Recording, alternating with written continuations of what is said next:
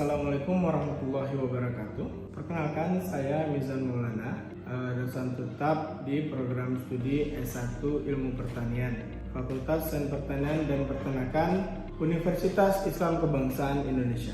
Baik, dalam hal ini saya mengampu mata kuliah budidaya tanaman hortikultura dengan bobot 3 SKS. Adapun capaian pembelajaran mata kuliah tersebut yaitu yang pertama, mahasiswa dapat bekerja sama, di mana mahasiswa ini kompak dalam melakukan aktivitas kegiatan pembelajaran mata kuliah ini. Yang kedua, mahasiswa mampu menerapkan pemikiran yang logis, sistematis, kritis, dan secara inovatif.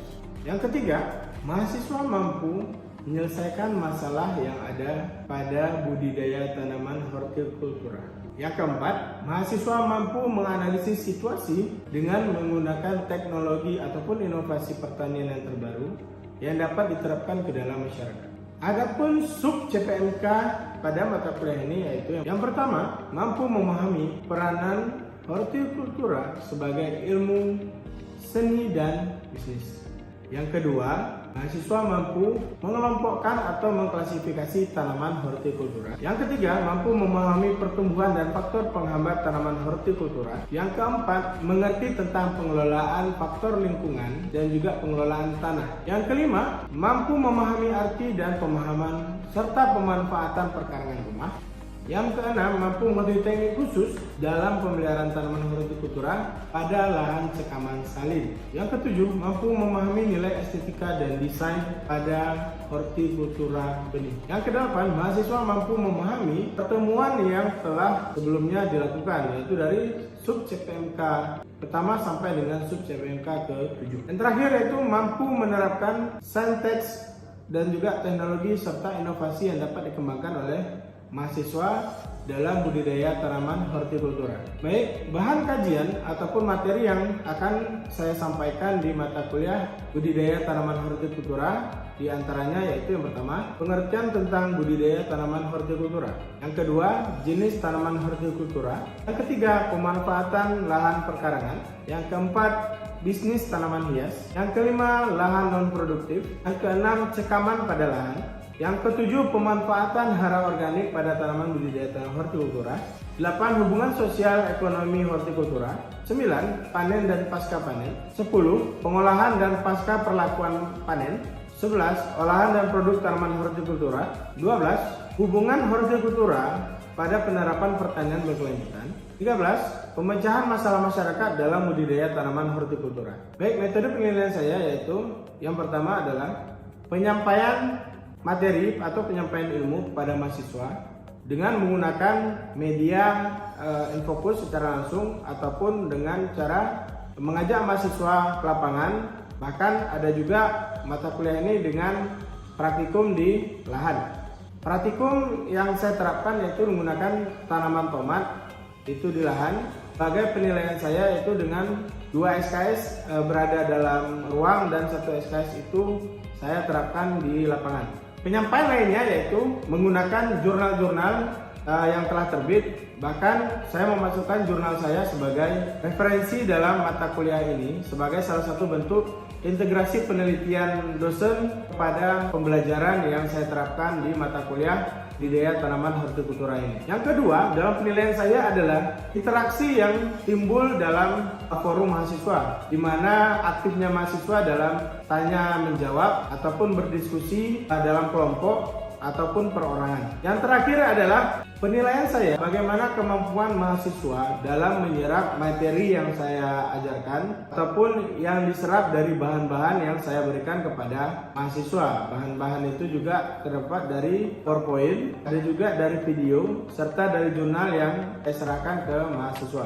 Dalam sistem penilaian, saya berpedoman kepada buku akademik Fakultas Sains Pertanian dan Peternakan Universitas Islam Kebangsaan Indonesia, di mana 10% kehadiran, 10% keaktifan, tugas 20%, praktek lapangan 20%, ujian tengah semester 20%, dan ujian akhir semester itu 20%. Berikut ini saya akan tampilkan video proses pembelajaran pada sub CPMK ke-6 atau pertemuan ke-6 pada mata kuliah budidaya tanaman hortikultura. Assalamualaikum warahmatullahi wabarakatuh. Waalaikumsalam warahmatullahi wabarakatuh.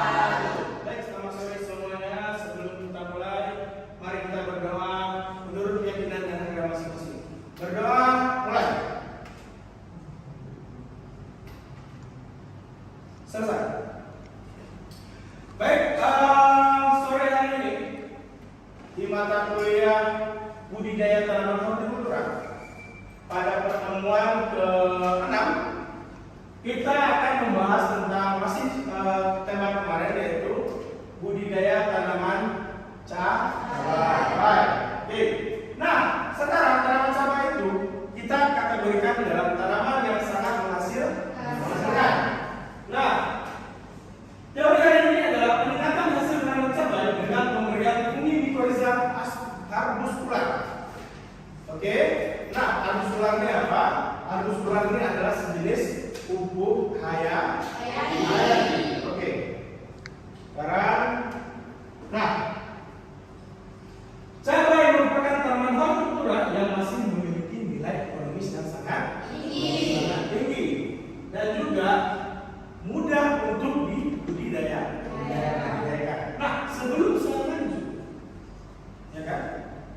Ada yang pernah tanam tanaman cabai? Ada. Berapa bulan tanaman cabai? 3 bulan. Berapa harga tanaman cabai sekarang? Oke, sekitar 40.000 sekian ya. Nah, sekarang dalam tanaman cabai itu tersendiri kita perlu yang namanya lahan yang sehat. Oke, lahan yang sehat. Lahan yang sehat berarti nutrisi yang kita masukkan adalah nutrisi hara secara organik. Ingat ya, tanah yang sehat adalah tanah yang diberikan pupuk organik. Oke. Di sini ada yang menanyakan dulu? Ada? Oke, silakan. Pak, kenapa Pak harus tanam cabai? Oke, sebelum saya jawab, mungkin ada teman-teman yang mau menjawabnya. Ya, Pak. Oke, baik, silakan. Menurut saya harga cabai itu tinggi dan masih banyak peminat dari petani. Oke, bagus. Kasih plus dulu. Oke, yang pertama ingat, nilai ekonomisnya tinggi. Yang kedua, minat dari masyarakat masih tinggi. Produksi cabai kita banyak atau sedikit? Banyak. Berarti kalau banyak tanaman cabai, berarti harganya akan stabil seharusnya. Kan? Nah, sekarang kita lihat produksi tanaman cabai. Nah, di Aceh sendiri itu masih kurang dari 100.000 ton per hektar. Itu di Aceh. Sedangkan yang paling banyak ada di Jawa Barat. Jawa Barat 2021 itu hampir mencapai angka 400.000 ya. Hampir mencapai angka 400.000 ton per tahun. Nah, rata-rata harga cabai. Berarti harga cabai itu sekitaran 50 hampir 60.000 kilo per gram. Kilogram. Oke. Nah, sekarang kalau kita menghubungkan cabai dengan tanah yang tidak sehat, apakah cabai itu akan berkembang dengan baik? Tidak. Nah, solusinya apa? Salah satu solusinya adalah dengan pemberian mikorizа. Mikorizа ini telah saya teliti, ya, dia bermanfaat di saat tanah itu masih kurang unsur hara. Mikorizа ini berfungsi pada serapan fosfat. Serapan fosfat itu berpengaruh pada bunga dan buah. Oke. Nah, sampai sini ada pertanyaan tentang mikorizа dulu? Oke, silakan. Kenapa harus menggunakan mikorizа? Oke, kenapa harus menggunakan mikorizа? Kenapa bukan pupuk yang lain gitu ya? Oke, ada yang mau jawab? Ada yang mau jawab? Oke, kalau ada biasanya jawab. Kenapa mikorizа? Kenapa nggak kita taruh pupuk kandang? Kenapa kita nggak taruh kotoran hewan lainnya atau pupuk kompos atau kascing? Ya kan, itu kan organik juga. Kenapa nggak kita taruh itu aja? Benar? Pertanyaan ya. Nah, untuk tanah-tanah yang memiliki cekaman, salah satunya cekaman salin, cekaman air, atau ada hal-hal yang lain yang tidak dapat diperbaiki dengan bahan organik, Mikorizaa ini akan bersimbiosis dengan akar untuk membantu tanaman dalam penyerapan unsur hara. Contoh unsur hara apa ya? Nitrogen, fosfat, kalium, magnesium, kalsium, boron, dan sejenis-jenis lainnya. Oke, nah, si mikorizaa ini berfungsi sebagai apa? Pupuk hayati. Dia akan menyerap fosfat. Ingat ya, fosfat itu berfungsi sebagai penyerapan untuk bunga dan buah. Oke ya, harus tanda. Nah, kenapa saya mainnya di tanah saling? Itu kan jadi pertanyaan. Tahu tanah saling? Tahu. Itu banyak garam. Oke, yang mengandung banyak garam. Sekarang logika. Tanaman kita tanam pada lahan yang bergaram atau tanah itu cekamannya cekaman garam saling. Mampu nggak tanaman itu bertahan hidup? Enggak, belum tentu. Tumbuh dengan sempurna belum tentu. Makanya saya bilang, kita butuh mikorizaa untuk buat tanaman ini substrat di lahan saling. Oke?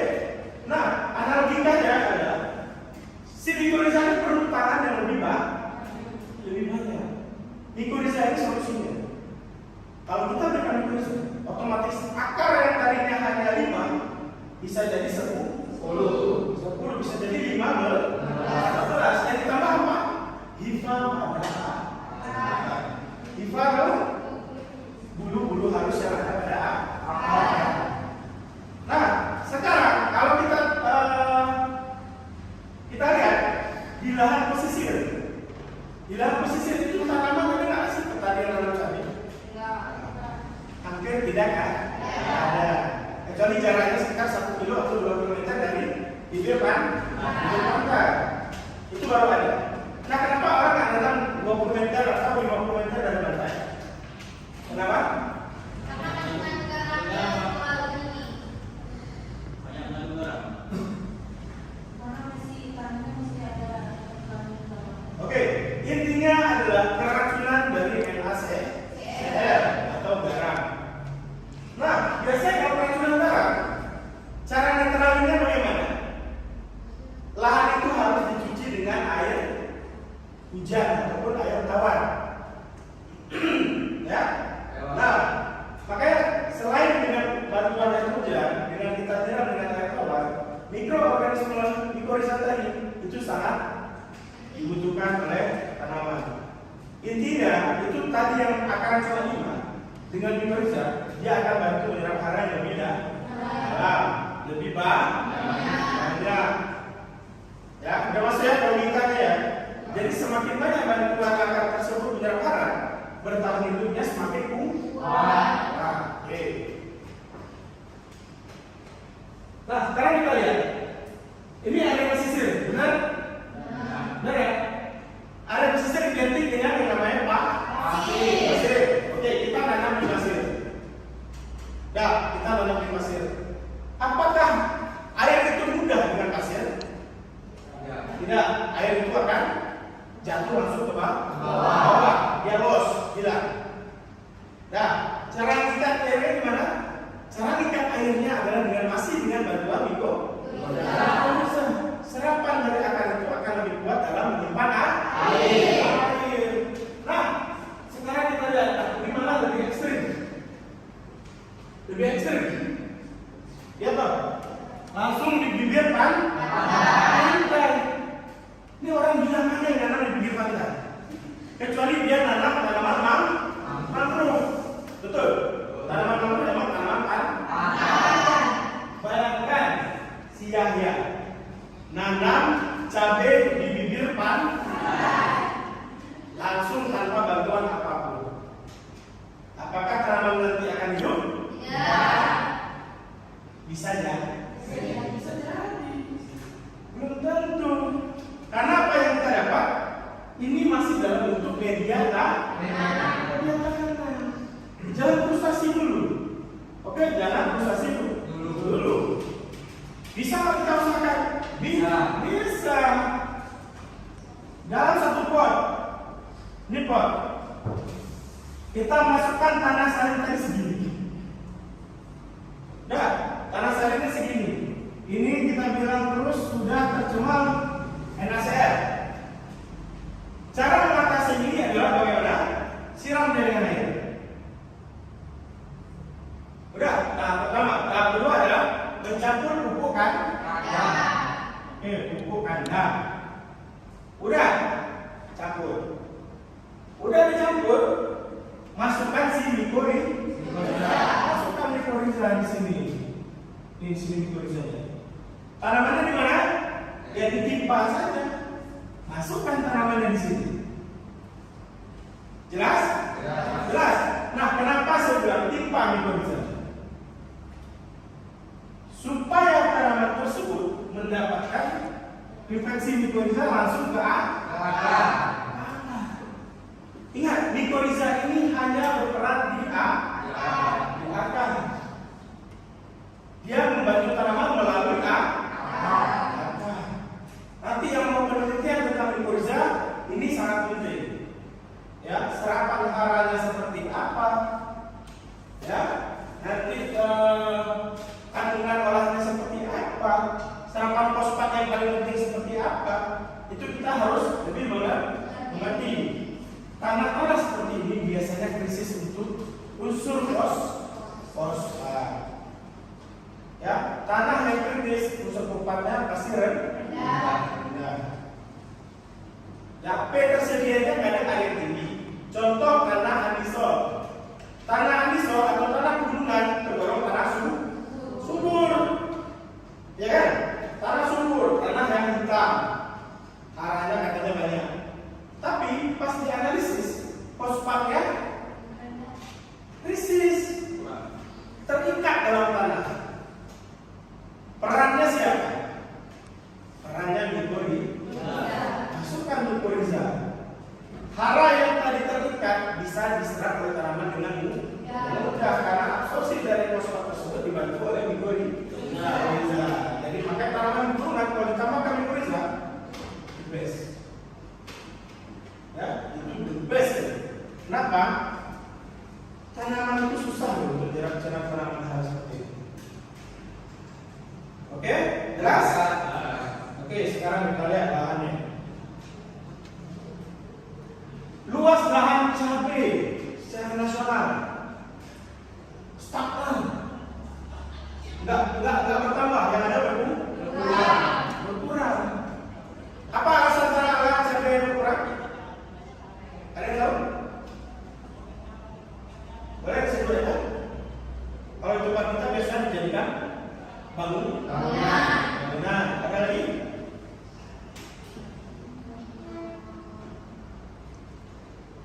Ada lagi selain kita buat bangunan? Oke, dibuka perkebunan sawit lah, jangan. Ya kan? Dibuka perkebunan baru. Habis itu apa lagi? Kira-kira?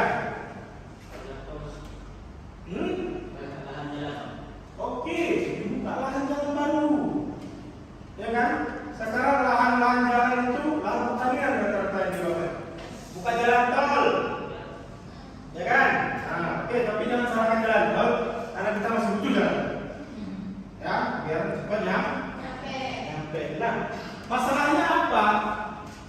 Masalahnya apa sekarang? Nah, sejauh mana pemberian mikoriza itu dapat meminimalisir sekaman sari. Nah, lihat wilayah pesisir timur utara provinsi Aceh,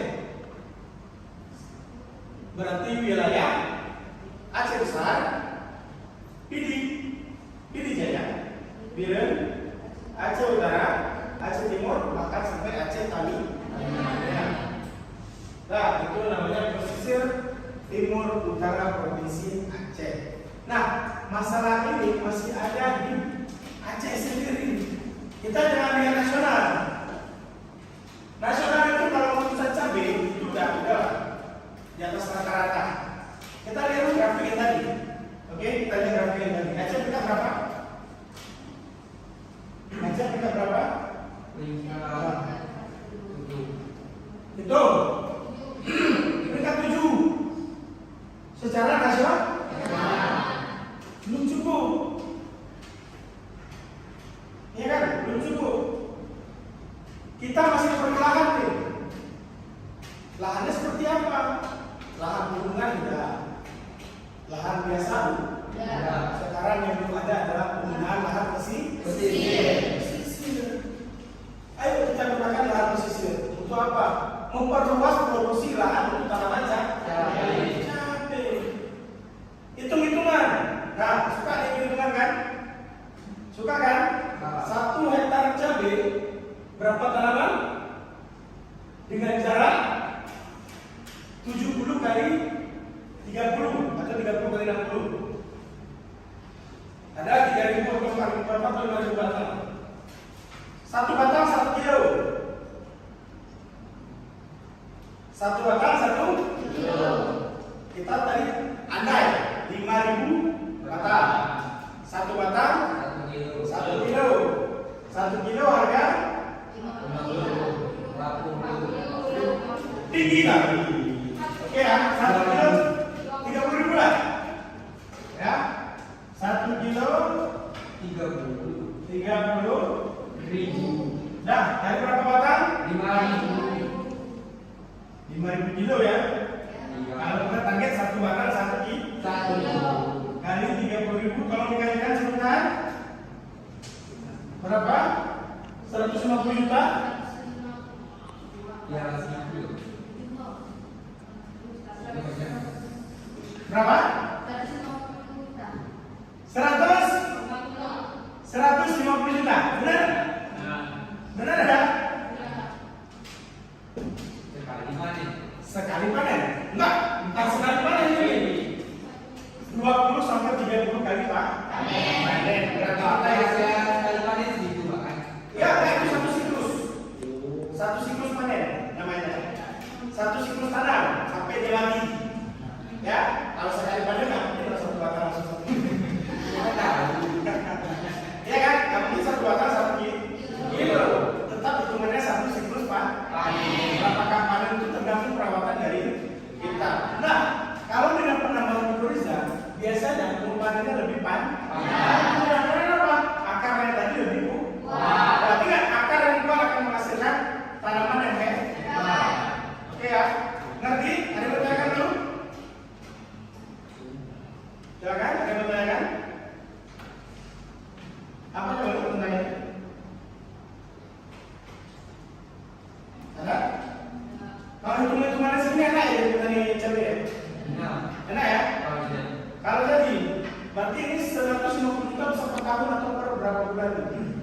Satu siklus tanam cabai. Budidaya tanaman cabai, panennya berapa bulan? 3 bulan.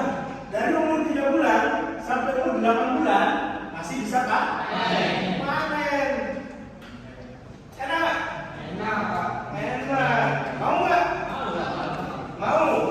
Ada lahan? Ada. Ayo kita tanam di laut. Berapa enggak? Lautnya siapa? Ada sertifikat laut?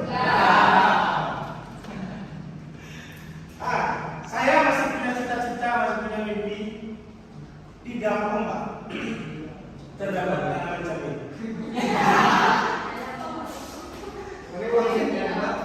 Kenapa? Karena seorang peneliti harus bisa berfantasi. Kenapa enggak? Sekarang sudah ada kan nanam di udara.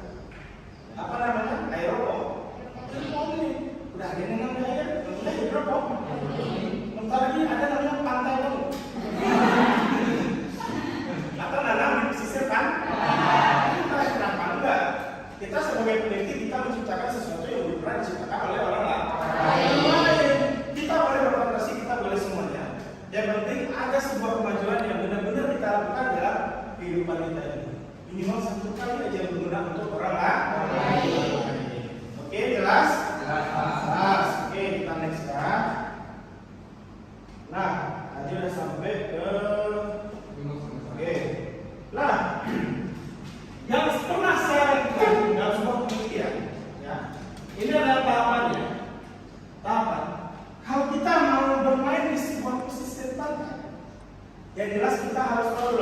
pemetaan pesisir pantai. Kita perlu mapping nggak tuh pantai itu? Perlu. Layak lagi kita jadikan lahan budidaya.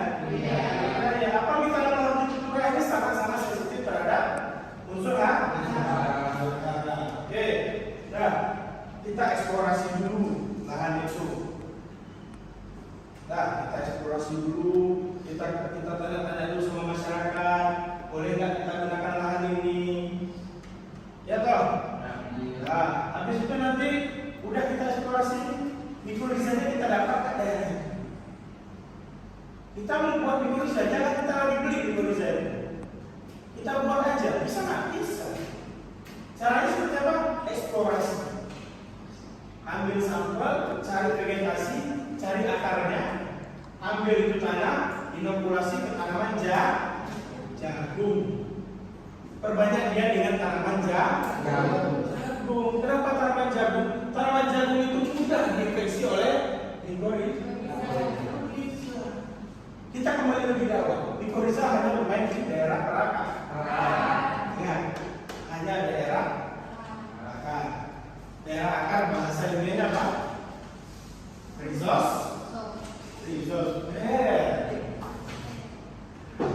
Ya, jelas? Jelas, Pak. Jelas ya? Oke, ada yang mau ditanyakan? Ada?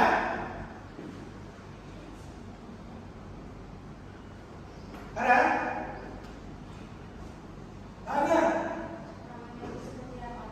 Gimana? Tanamannya? Cekamannya?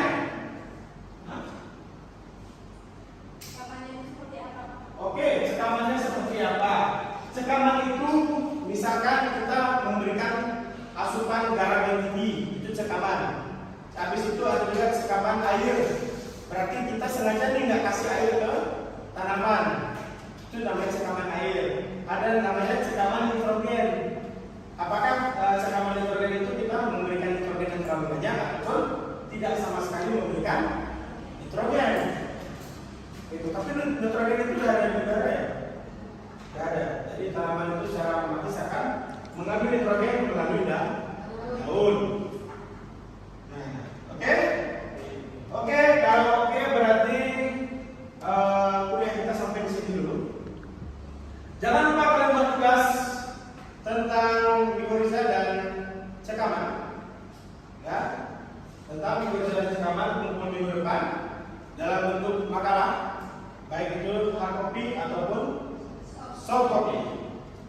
Baik, lebih dan kurang sebelum itu ada yang bertanyakan lagi? Enggak ada? Oke, silakan dikerjakan tugasnya. Minggu depan kita jumpa lagi. Ya, lebih dan kurang saya minta maaf. Assalamualaikum warahmatullahi wabarakatuh.